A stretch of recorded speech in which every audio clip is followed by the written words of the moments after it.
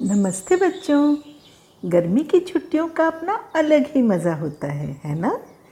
पता है, मैं जब छोटी थी ना, मुझे आज भी याद है, हमारे आंगन में एक इमली का पेड़ हुआ करता था।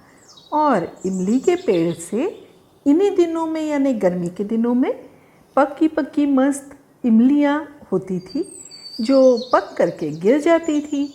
मतलब सूखी इमली जो होती है ना, जो दाल में डालती है आपकी मम्मी, है ना, चटनी वगैरह बनाती होंगी, तो गोलगप्पे में भी उसकी चटनी जाती है वही। तो वो इमली आंगन में गिरती थी। और हम क्या करते थे, हम यानी मैं और मेरी ताई, ताई यानी मेरी दीदी। तो दीदी मुझसे 2 ही साल बड़ी थी। तो दीदी और मैं, हम दोनों इमली को लेते, उसका छिलका निकालते, उसका बीज निकालते, और फिर उसमें थोड़ा नमक डालते, थोड़ी शक्कर डालते और थोड़ी सी लाल मिर्च डालते, और फिर एक पत्थर लेते साफ़ धो करके, और फिर उससे इस इमली को इन सब चीज़ों के साथ कूट कूट के मस्त मिक्स कर लेते। और फिर मेरी आई यानी मेरी मम्मी के बालों के जूड़े की, जो जूड़ा की पिन होती थी ना, वो जूड़े की पिन में उसको लॉलीपॉप की तरह लगाते थे और फिर हम लोग खाते थे। तो बहुत मज़ा आता था। लेकिन ये सब मम्मी पापा से छुप छुप के करते थे। जब मेरी मम्मी और पापा सो जाते थे, तब फिर दोपहर को ताई और मैं, हम दोनों के बस यही काम चलता था और बहुत मज़ा आता था। आज भी जब उन दिनों को याद करती हूँ ना, तो सचमुच इतना अच्छा लगता है। आज भी कभी कभी याद आती है ना, तो मैं फिर से वैसे ही लॉलीपॉप बना लेती हूँ। आपने ऐसा कभी कुछ ट्राई किया है? नहीं किया?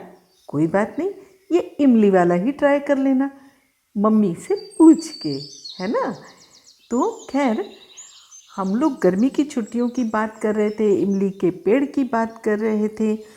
आज मैं आपको जो कहानी सुनाने वाली हूँ ना, वो जंगल में बड़े हुए एक ऐसे ही राजकुमार की कहानी सुनाने वाली हूँ, एक राजा की कहानी सुनाने वाली हूँ। यानी राजकुमार जो बड़ा होकर राजा बना, और इतना शूरवीर राजा बना कि कोई इमेजिन भी नहीं कर सकता था कि जंगल में पड़ा हुआ, मतलब जंगल में जो बड़ा हुआ हो, वो धीरे धीरे करके इस तरह से राजकुमार जो है वो बड़े होकर के इतना अच्छा राजा बन सकता है। तो आज की जो कहानी है वो है विक्रमादित्य की कहानी। विक्रमादित्य की कहानी आपने नाम सुना होगा, क्योंकि विक्रम और बेताल, बेताल 25सी, सिंहासन 32सी, ऐसे बहुत सारे सीरियल्स, कहानियाँ उस नाम से प्रचलित हैं। लेकिन इसमें विक्रमादित्य की वीरता का उतना कुछ ज़्यादा समझ में आता नहीं है। तो जो इतिहास है हमारा, वो तो बहुत गौरवशाली है बेटा। तो ना, उसमें से मैंने देखा और मुझे लगा इनके बारे में तो बहुत ही इंटरेस्टिंग है, सुनना भी, समझना भी, जानना भी। आज से समझ लो 2100 साल, उससे भी ज़्यादा पहले, है ना। यानी हम कह सकते हैं, हमारा बीसी कहते हैं ना हम इंग्लिश में, है ना। बीसी यानी बिफोर क्राइस्ट। क्राइस्ट के जन्म से भी 101 साल पहले विक्रमादित्य का जन्म हुआ था। विक्रमादित्य के पिता का नाम था गंधर्वसेन। उन्हें महेंद्र द्वितीय भी कहा जाता था। और महेंद्र द्वितीय या गंधर्वसेन, उनके पिता का नाम था नाबुवाहन। तो नाबुवाहन का बहुत अच्छा साम्राज्य था और उनके बेटे थे गंधर्वसेन। लेकिन गंधर्वसेन के समय में ऐसा हुआ कि शकों ने, शक जो साम्राज्य था, उन्होंने आक्रमण करके, और जो मालव प्रदेश था उसके ऊपर आक्रमण करके और उन्हें जीत लिया था। तो इन्हें अपना राज्य छोड़ना पड़ा था और जंगल की शरण लेनी पड़ी थी। तो गंधर्वसेन के 2 पुत्र थे, भर्तृहरि और विक्रमादित्य। इसके अलावा 2 पुत्रियां भी थी। ये सारे ही बच्चे जंगल में बड़े हुए। सोचिए, क्राइस्ट से भी 100 साल पहले, 101 साल पहले उनका जन्म हुआ था। और पता है, विक्रमादित्य ने कितने सालों तक शासन किया जब वो राजा बने? उन्होंने पूरे 100 साल तक शासन किया। कितने सारे साल जिए होंगे वो, सोचो सोचो। तो जंगल में वो बड़े हुए, चूँकि राजा के पुत्र थे, बचपन से ही तलवारबाजी और ये सब तो उनको सिखाया गया था। तीर कमान चलाना, तलवार चलाना, भाला चलाना, त्रिशूल चलाना, तो ये सब उन्हें सिखाया गया था। ये सब उन्होंने सीखते सीखते उन्हें ये तो पता ही था कि वे राजकुमार हैं। उन्हें ये भी पता था कि उनका राज्य छीन लिया गया है। तो अपना राज्य जीतने के लिए उन्होंने अपनी एक सेना तैयार की। जिन्होंने उनके राज्य को छीना था वे दुष्ट राजा थे। वे उनके स्वयं के राज्य में भी प्रजा को काफ़ी परेशान करते थे और बड़े ही भोगविलासी थे। तो इन्होंने क्या किया कि जंगल ही में रहते रहते जंगल के लोगों को और अन्य जो दुश्मन राजा के जो ये थे, उनसे असंतुष्ट लोग थे, युवा थे, बच्चे थे, उन लोगों को बुलाकर उन्हें त्रिशूल चलाना सिखाया। और इस तरह से उन्होंने अपनी सेना तैयार की। आप सोच सकते हो उन्होंने कितनी बड़ी सेना तैयार की होगी। उस जमाने में यानी क्राइस्ट से भी पहले उन्होंने पूरी 50,000 लोगों की सेना तैयार की। ये पूरी सेना तैयार होने के बाद में उन्होंने क्या आइडिया किया पता है? उन्होंने उस समय में भी, जैसे आज कुंभ का मेला लगता है, आपने सुना ही होगा, तो कुंभ का मेला उज्जैन में लगने वाला था। तो उज्जैन में कुंभ के स्नान के लिए सब पूरे देश भर से लोग, संत और साधु इत्यादि आते थे, तपस्वी वगैरह सब आते थे। तो ये लोग भी, पूरी सेना जो थी, उन्होंने भी संतों जैसा वेश बनाया, साधुओं जैसा वेश बनाया। वे लोग अपने साथ में त्रिशूल लेकर चले। तो किसी को तो लगा ही नहीं कि ये कोई सेना होगी, उन्हें लगा है संत है। अब हाथ में त्रिशूल है तो क्यों सोचेंगे कि त्रिशूल तो भगवान शिव का भी होता है ना। तो ऐसे उन्होंने कुछ सोचा नहीं। और उन्होंने जब कुंभ का स्नान पूरा हुआ और सभी संत लोग लौट गए, उसके बाद में ये 50,000 सैनिकों ने उज्जैन में, जो उज्जैन का जो राज सिंहासन था, उस पर आसीन जो शक सम्राट था उस समय का, उसे हरा दिया। वो अपनी जान बचाकर भाग गया।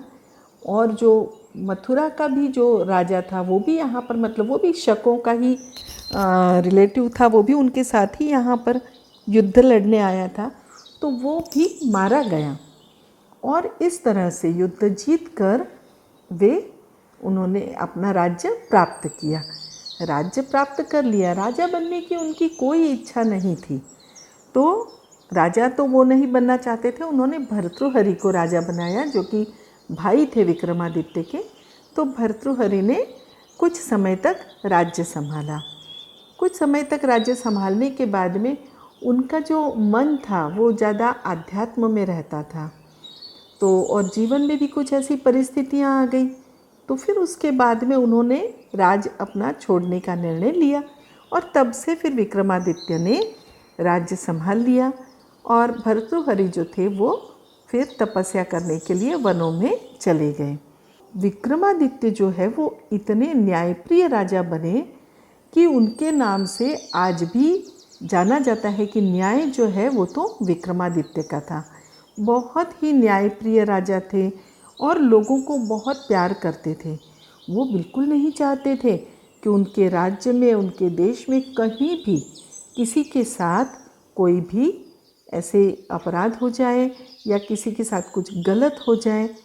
तो वो क्या करते थे, रात को ना वेश बदल करके पूरे देश में घूमते थे और किसी को पता ही नहीं चलता था। वो सोचते थे ये तो कोई होगा। फिर उनके साथ में बातचीत करते थे और बातचीत करते समय उन्हें पता चल जाता था कि कहीं कुछ गलत तो नहीं हो रहा, या फिर उनके जो सेना के अधिकारी हैं कहीं वे कुछ गलत तो नहीं कर रहे हैं, अपने बल का दुरुपयोग तो नहीं करते। कोई अपने पद का दुरुपयोग तो नहीं करते। इस तरह से वे सब देखते थे।